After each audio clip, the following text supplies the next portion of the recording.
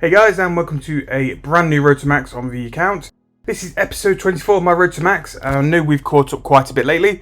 We're still in the bonus XP times, I believe, and we're fishing away. As you can see, we've just got 93 fishing. Obviously in the previous episode, we talked a lot about fishing and why I was fishing on bonus XP. Had a lot of bonus XP in fishing itself. It's a very slow skill normally, and the main reason was I wanted to train Invention on a noob without combat. Obviously, combat stats very low on this account, and we're going to save combat for when we do our slay stream. If you don't know, in my community tab, for my 1,000 subscribers, I'll be doing a 24-hour stream, or one of the options is to stream until I get 99 Slayer. If you've not voted, or if you're interested in voting, please go to my community tab on my page and please vote. It's still there, and I'll make sure to do a refresh for the 1,000 subs. But yeah, that's 93 fishing. Let's get on with some more gains and let's see how many levels we can get in this episode. So that was the last level of the bonus XP weekend. I did sort of slack off towards the end and not really get as much as I should. We did get another fishing level though. We did get 94 fishing. Got these lamps from promos and oddments and monthly drops. And there is 86 runecrafting, which is not too bad for us. Lamping with runecrafting, our goal is 90. And then once we've got 90, we can use pure essence and protein essence on the soul altar for pretty decent AFK XP. But 86 is not too bad at all. In terms of fishing, we actually did pretty well. 94 fishing was, to be fair, a lot further than what I thought I'd get. And we actually managed to complete quite a few fishmatics. The goal was always just try and do as many fishmatics as possible. And then that way we could level up our invention. Before I do combat, I really want my invention level to be a decent point where we can perk our stuff up quite nicely. And really get some decent invention XP. So the first Rodomatic gets a 76 invention. I'm hoping with these 5 I'll get somewhere towards 80. And then we can build on it within the next couple of bonus XP weekends. Fishing will be my AFK skill along with archaeology. And I'll be utilising augmented skilling tools as well to make sure we're getting the most XP there.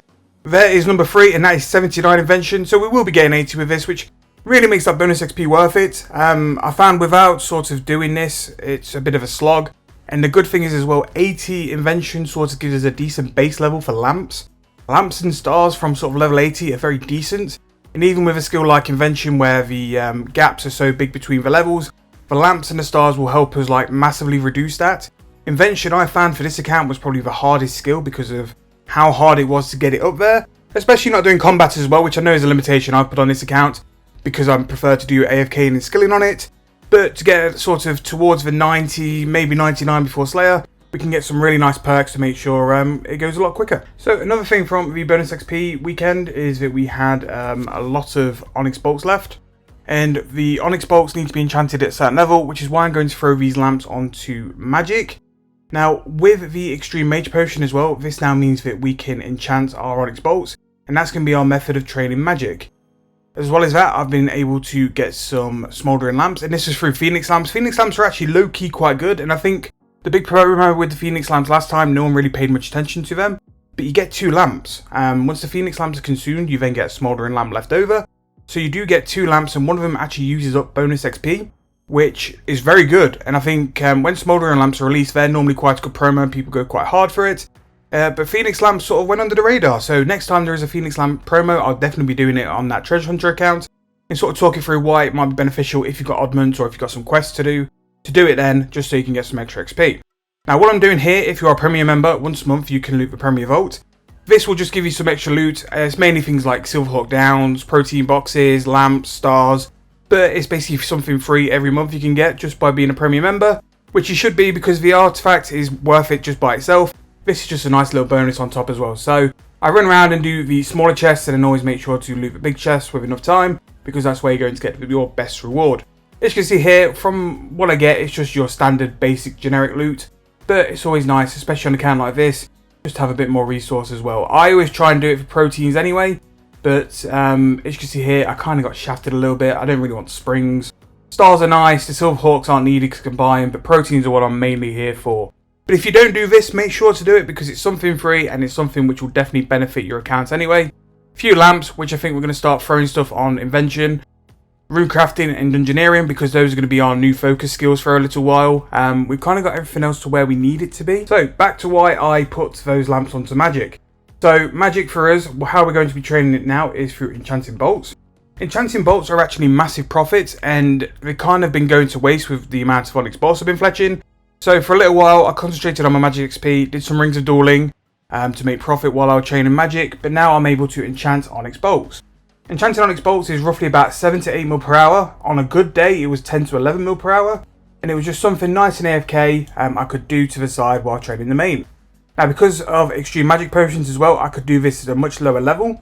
Even though I was sort of 81, it gave me a boost to where I wasn't having to pot all the time, and it still made this method quite AFK even though I was potting the level. With enchanting bolts as well, it is just one click for 60 actions, and one set of runes go for 10 bolts. So I got confused a little while ago where I thought you needed the runes required for per bolt. It turns out it's per 10 bolts, so you're not using a lot of money to enchant 10 bolts, which is why the profit can be so good. And the profit as well is quite mad. This is something you can free tick as well, if you really wanted to. I'm not about that life. I prefer it AFK and I can just play it in the corner of a monitor. But if you wanted to speed it through, this is something which you definitely can do as well. In terms of XP, it's nothing brilliant, but for me, it's the fact it's AFK XP, which is why it's always beneficial.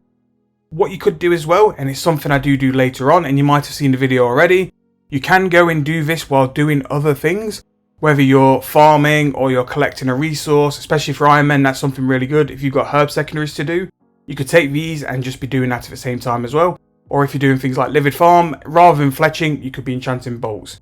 Anytime you'd be doing something like fletching broads, you could be enchanting bolts as well, just for a form of magic XP or just for a form of profit as well. So in the previous episode, we got 96 herb lore, which was massive for overloads.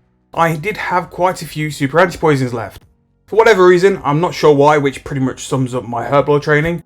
The anti-poisons actually spiked quite hard and were selling for quite a massive profit. So because of that, I had to soldier through and go and do all my super anti-poisons. It wasn't too bad because of the sheer money and profit I was making, but because of that, we actually did get 97 herb lore. Now, herb lore's really getting up there now, and it's getting to the point where a couple of potions further on are going to make us a nice profit. Brews pretty much carried us through the 90s, and I'm quite grateful we got to do brews. But looking at things like adrenaline potions, aggression potions, anti-poisons, or weapon poisons as well, especially the triple pluses, that's going to open the door for us to make some serious profit with herb lore. However, before I really go for it, I think there's a couple of items I need to pick up. We will need to do a stint at Flash Powder Factory. As much as I think the minigame is a bit rubbish, I'm going to have to go there at some point anyway, because it does give you some items which, unless you have on your account already, definitely beneficial.